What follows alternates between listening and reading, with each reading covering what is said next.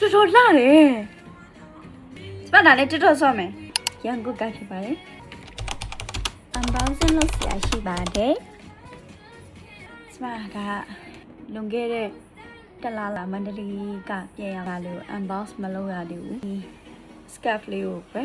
scarf လို့ခေါ်တာပါဝါလို့ခေါ်တာတော့မသိတယ်မယ်အဲ့ဒါလေးကိုကြိုက်လို့ကျမဝယ်ခဲ့တယ်မသိဘူးကျမကြိုက်လို့ဝယ်ခဲ့တာရန်ကုန်ကဖြစ်ပါတယ် hi ကျွေးနေတော့တင်ကြတယ်နော်ဒါလေးကိုဖွင့်ကြည့်ပါမယ်အိုးအရင်လာတယ်ဒီမှာကြည့်ပါဦးသူကတော်တော်လာတာနော်သူရဲ့ပါတဲ့တွေ့လားအမဲပေါ်မှာအဝါသုံးထားတာကြောင်ကြီးမဖြစ်နေဘူးကွယ်တော်တော်လာတယ်ဒီဇိုင်းဝင်ကြည့်လိုက်ကျမလည်းဒါတိတ်တော့မပြောတတ်ဘူးဘယ်လိုလဲဆိုတော့ကျမမသိရပြမယ်နော်ကျမဟိုပါဒါဂရင်ပေါ်မှာတက်ထားတာ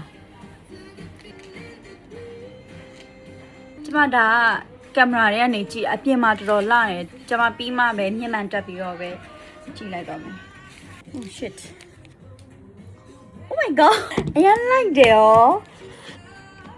ကျမနေရန်လိုက်ပါတယ်ဒီ step လေးอ่ะ video edit လုပ်တဲ့ခါမှာ over confident တွေဖြစ်ပြီးတော့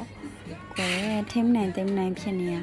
အားလုံးပဲကျေးဇူးတင်ပါတယ် ကျမဒါလည်းတွတ်ဆော့မယ် တွေ့ပါမယ်ရှင်တွေ့မယ်မတွေ့ဘူးပေါ့ကွယ် oh shit thanks for watching